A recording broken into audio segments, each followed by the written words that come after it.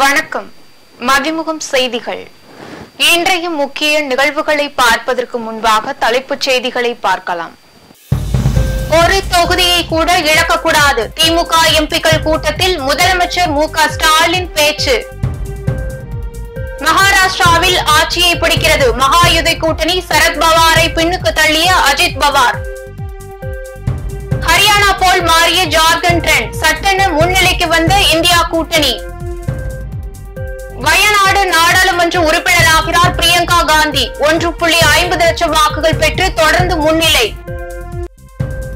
ராஜஸ்தானில் தமிழ்நாட்டு வீரர்கள் மீது தாக்குதல். பாதுகாப்பை உறுதி செய்ததாக தமிழ்நாடு அரசு தகவல். நாடாளுமன்ற குளிர்கால கூட்டத்தொடர் நாளை அனைத்து கட்சி கூட்டம். 2026 சட்டமன்ற தேர்தலில் ஒரு தொகுதியை கூட இழக்கக்கூடாது என்று இலக்கு வைத்துக் கொள்ளுங்கள் என முதலமைச்சர் மு.க. ஸ்டாலின் தெரிவித்துள்ளார். சென்னை அண்ணா அறிவாலயத்தில் முதலமைச்சர் மு.க. ஸ்டாலின் தலைமையில் திமுக நாடாளுமன்ற உறுப்பினர்கள் கூட்டம் நடைபெற்றது. இந்த கூட்டத்தில் பேசிய முதலமைச்சர் மு.க. ஸ்டாலின் 3வது முறை ஆட்சி அமைத்த பிறகு பாஜகவிடம் முன்பு போல பரபரப்பு இல்லை என்றும் சொன்னாலும் தங்களுடைய அஜெண்டாவை நிறைவேற்றுவதில் கவனமாக உள்ளதாகவும் அதற்கு நாம் இடம் கொடுத்துவிடக் கூடாது என்றார். ஒன்றிய அரசின் பெரிய திட்டங்கள் தமிழ்நாட்டிற்கு வருவதில்லை என்பதை குறிப்பிட்டு பேசி புதிய திட்டங்களை தமிழ்நாட்டுக்கு கொண்டுவர திமுக நாடாளுமன்ற உறுப்பினர்கள் முயற்சி செய்ய வேண்டும் என கேட்டுக்கொண்டார். 2024 நாடாளுமன்ற தேர்தல் எவ்வளவு முக்கியமானதோ அதைவிட பல மடங்கு முக்கியமானது வர இருக்கும் 2026 சட்டமன்ற தேர்தல் எனவும் சட்டமன்ற தேர்தலில் வெற்றி பெற நாடாளுமன்ற உறுப்பினர்கள் முழுமையான பங்களிப்பை கொடுக்க வேண்டும் எனவும் முதலமைச்சர் மு.க. ஸ்டாலின் தெரிவித்தார். மேலும் மாநில உரிமைகளுக்காக, தமிழ்நாடு அரசின் கோரிக்கைகளுக்காக, தொகுதி மக்களின் தேவைகளுக்காக உங்கள் நாடாளுமன்ற பணிகளை திட்டமிட்டு செயல்படுத்துங்கள் எனவும் முதலமைச்சர் மு.க. ஸ்டாலின் தெரிவித்தார். மகாராஷ்டிராவில் பெரும்பான்மைக்கு தேவையான 145 இடங்களை தாண்டி அதிக தொகுதிகள் பாஜக கூட்டணி முன்னிலை பெற்று வருகிறது. மகாராஷ்டிராவில் ஏக்நாத் ஷிண்டே தலைமையிலான சிவசேனா ஆட்சியில் உள்ளது. இதன் மூலம் பதவிக்காலமும் விரைவில் நிறைவு பெறுவதை அடுத்து மகாராஷ்டிரா சட்டப்பேரவையில் மொத்தம் உள்ள 288 தொகுதிகளுக்கும் கடந்த 20ஆம் தேதி ஒரே கட்டமாக தேர்தல் நடைபெற்றது. இந்நிலையில் ஜார்க்கண்ட் மற்றும் மகாராஷ்டிரா தேர்தலுக்கான வாக்கு எண்ணிக்கை தொடங்கி நடைபெற்று வருகிறது. தற்போதைய நிலவரப்படி மகாராஷ்டிராவில் ஆளும் பாஜக கூட்டணி 192 இடங்களிலும், இந்தியா கூட்டணி 89 இடங்களிலும், இதர கட்சிகள் 7 இடங்களிலும் முன்னிலை வகித்து வருகின்றன. வாக்கு எண்ணிக்கை தொடக்கம் முதலே பாஜக கூட்டணி முன்னிலை வகித்து வந்தது. இதில் பாஜக 107, ஏக்நாத் ஷிண்டே சிவசேனா 48, அஜித் பவார் என்சிபி 33 இடங்களும், இந்தியா கூட்டணியை பொறுத்தவரை காங்கிரஸ் 30, உத்தவ் சிவசேனா 30, சரத்பவார் 23 இடங்களும் முன்னிலை வகித்து வருகின்றன. மகாராஷ்டிராவில் என்டிஏ கூட்டணி முன்னிலை வகித்து வரும் நிலையில் ஜார்க்கண்ட் மாநிலத்தில் இந்தியா கூட்டணி முன்னிலை பெற்றுள்ளது.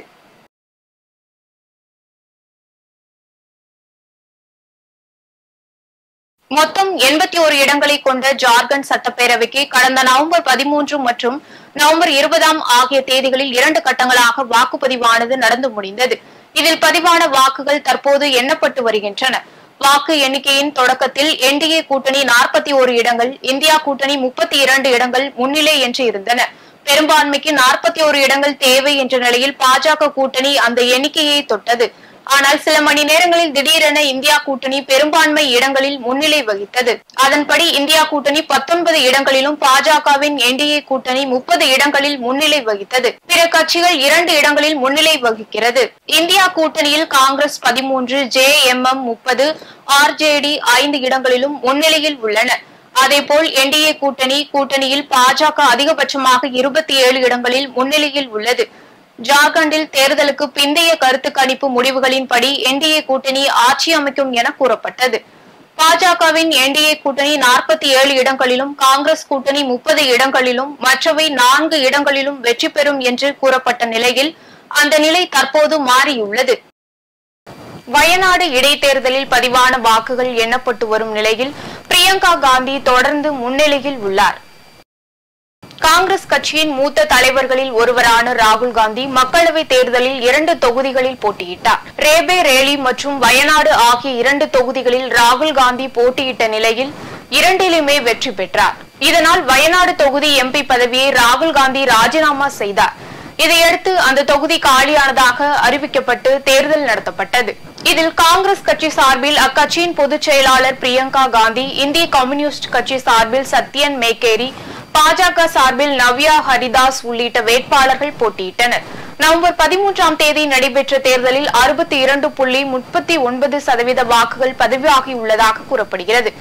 இந்த நிலையில் இன்று வயநாடு இடைத்தேர்தலுக்கான வாக்குகள் எண்ணப்பட்டு இன்று முடிவுகள் எண்ணப்பட உள்ளன. முதல் முறையாக தேர்தலில் போட்டியிடும் பிரியங்கா வெற்றி பெறுவார் என்று எதிர்பார்க்கப்படுகிறது. வாக்கு எண்ணிக்கை எண்ணப்பட்டு வரும் நிலையில் காலை முதலே தொடர்ந்து பிரியங்கா காந்தி முன்னிலை வகித்து வருகிறார். ராஜஸ்தானில் நடைபெற்ற கபடி போட்டியில் தமிழக வீரர்கள் மீது தாக்குதல் நடத்தப்பட்ட சம்பவம் பெரும் அதிர்ச்சியை ஏற்படுத்தியுள்ளது. ராஜஸ்தானில் இந்திய அளவிலான கபடி போட்டி நடைபெற்று வருகிறது. பல்கலைக்கழகங்களுக்கு இடையேயான இந்த விளையாட்டுப் போட்டி தனியார் பல்கலைக்கழக ஒருங்கிணைப்பில் நடைபெற்று வருகிறது. இதில் தமிழ்நாட்டைச் சேர்ந்த SRM வெல்ஸ் யூனிவர்சிட்டி பல்கலைக்கழகங்களைச் சேர்ந்த மாணவர்கள் கலந்து கொண்டனர். தென்னிந்தியாவில் இருந்து 4 அணிகள் சென்றன. இந்நிலையில் போட்டியின் போது தமிழ்நாட்டு வீரர்களுக்கு சரியான பாயிண்டுகளும் போனஸ்களும் வழங்கப்படவில்லை என கூறப்படுகிறது. இதுகுறித்து தமிழ்நாட்டு வீரர்கள் கேள்வி எழுப்பிய போது இரு தரப்புக்கும் இடையே தகராறு ஏற்பட்டுள்ளது. இந்த போட்டிகளை காண பிரபல நடிகர்கள் வந்திருந்த நிலையில் அவர்கள் முன்னிலையிலேயே வீரர்களையும் பயிற்சியாளர்களையும் ராஜஸ்தான் வீரர்கள் தாக்கியுள்ளனர். இந்நிலையில் இவ்விவகாரம் நடந்தவுடன் சம்பந்தப்பட்ட பல்கலைக்கழகத்துடன் மாணவர்களின் பாதுகாப்பு குறித்து விசாரித்து அவர்கள் பாதுகாப்பு உறுதி செய்யப்பட்டதாக துணை முதலமைச்சர் உதயநிதி ஸ்டாலின் தலைமையிலான தமிழ்நாடு அரசு விளையாட்டுத்துறையின் அதிகாரப்பூர்வ எக்ஸ் பக்கத்தில் தெரிவிக்கப்பட்டுள்ளது. நாடாளுமன்ற குளிர்கால கூட்டத்தொடரை முன்னிட்டு நாளை அனைத்து கட்சி கூட்டம் நடைபெறுகிறது. நாடாளுமன்ற குளிர்கால கூட்டத்தொடர் நாளை மறுதினம் தொடங்குகிறது. இந்த கூட்டத்தொடர் டிசம்பர் 20ஆம் தேதி வரை நடைபெறும் என தெரிவிக்கப்பட்டுள்ளது. இந்நிலையில் நாடாளுமன்ற குளிர்கால கூட்டத்தொடரை முன்னிட்டு நாளை காலை 11 மணிக்கு அனைத்து கட்சி கூட்டம் நடைபெற உள்ளது. அப்போது கூட்டத்தொடரை சுமூகமாக நடத்துவது குறித்து ஒன்றிய அரசு சார்பில் கோரிக்கை வைக்கப்பட உள்ளது. வக்ஃபு சட்ட திருத்தம் உள்ளிட்ட முக்கிய மசோதாக்களை நிறைவேற்ற ஒன்றிய அரசு முனைப்பு காட்டி வரும் நிலையில் பல்வேறு முக்கிய பிரச்சனைகளை எழுப்ப எதிர்க்கட்சிகள் திட்டமிட்டுள்ளதாக கூறப்படுகிறது.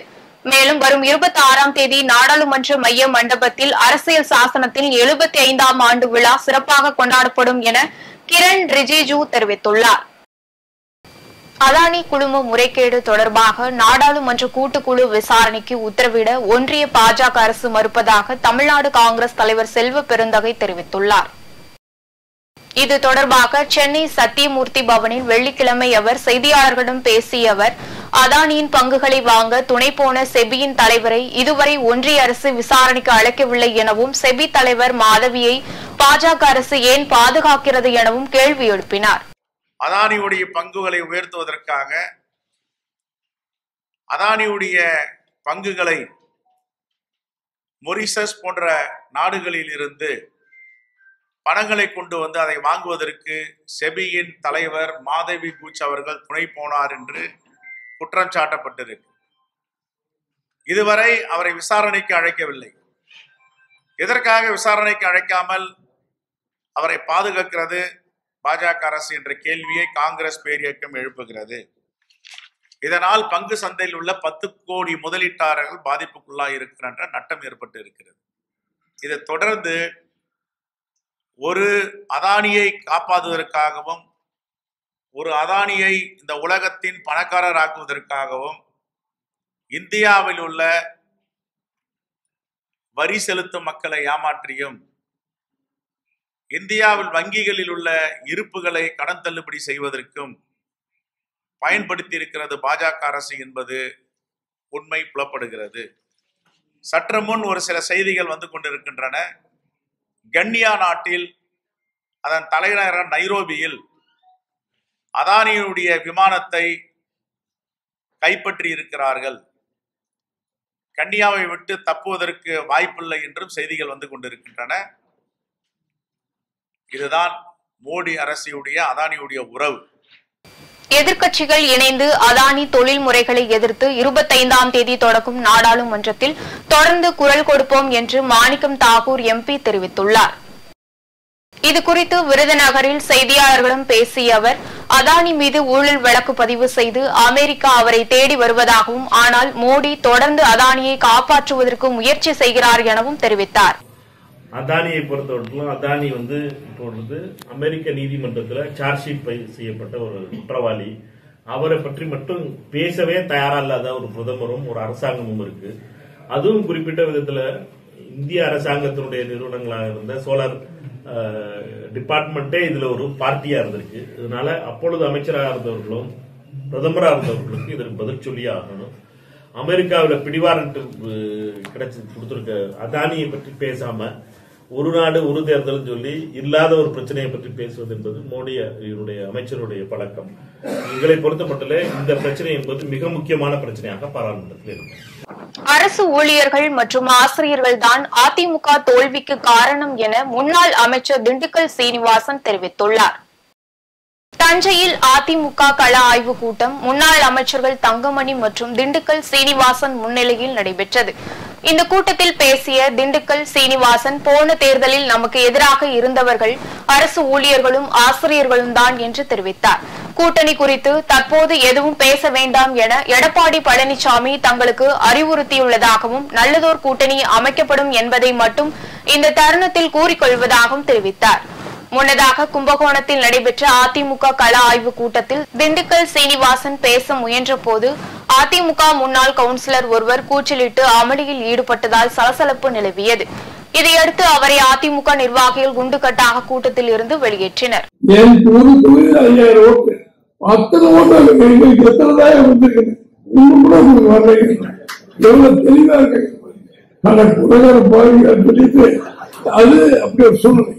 தமிழ்நாடு முழுவதும் ஏறத்தாழ அரசு அதிகாரிகள் ஆசிரியர்கள் குடும்பத்து ஓட்டு 80 லட்சம் ஓட்டு தொடர்ந்து விளையாட்டுக்கு நம்ம விளையாட்டுக்கு சிரிப்புக்காக சொன்ன எல்லாருடைய ஓட்டு 80 லட்சம் ஓட்டு ஒரு ஓட்டு இல்லைன்னு சொன்னாங்க. 21 நம்ம வெற்றி வாய்ப்பு இழந்தவர்களுக்கு கிடைக்கும் போது ஸ்டாலினுக்கு நம்முடைய எடப்பாடி ஓட்டு வித்தியாசம் வெறும் 1,90,000 2 லட்சத்துக்கு 10,000 ஓட்டு கம்மி. அதெல்லாம் நம்ம தோத்து போயிட்டோம். 2025ஆம் ஆண்டில் மொத்தம் 24 நாட்களை பொது விடுமுறை நாட்களாக அறிவித்து தமிழ்நாடு அரசு அரசாணை வெளியிட்டுள்ளது. தமிழ்நாடு அரசின் கட்டுப்பாட்டின் கீழ் இயங்கும் அனைத்து அலுவலகங்களுக்கும் அடுத்த ஆண்டிற்கான பொது விடுமுறை நாட்கள் அறிவிக்கப்பட்டுள்ளது. இதில் ஜனவரி மாதத்தில் ஆங்கில புத்தாண்டு, பொங்கல், திருவள்ளுவர் தினம், உழவர் திருநாள், குடியரசு தினம் என மொத்தம் 5 நாட்கள் விடுமுறை அறிவிக்கப்பட்டுள்ளது. பிப்ரவரியில் 1 நாள் மற்றும் மார்ச்சில் 2 நாட்கள் விடுமுறை அளிக்கப்பட்டுள்ளது. ஏப்ரல் மாதத்தில் வங்கிகள் ஆண்டு கணக்கு முடிவு, மகாவீரர் ஜெயந்தி, தமிழ் புத்தாண்டு, புனித வெள்ளி என 4 நாட்கள் விடுமுறை அளிக்கப்பட்ட நிலையில் மே, ஜூன், ஜூலை மாதத்தில் தலா 1 நாட்களும், ஆகஸ்டில் 3 நாட்கள் விடுமுறை அளிக்கப்பட்டுள்ளது. செப்டம்பரில் மிலாதுன் நபிக்கும், அக்டோபரில் ஆயுத பூஜை, விஜயதசமி, காந்தி ஜெயந்தி, தீபாவளி என 4 நாட்கள் விடுமுறை வழங்கப்பட்டது. நவம்பர் மாதத்தில் ஒரு விடுமுறை கூட இல்லாத நிலையில் டிசம்பரில் கிறிஸ்துமஸ் பண்டிகைக்கு விடுமுறை அளிக்கப்பட்டுள்ளது. மேலும் அனைத்து சனி மற்றும் ஞாயிற்றுக்கிழமைகளில் விடுமுறை வழங்கி தமிழக அரசு உத்தரவிட்டது.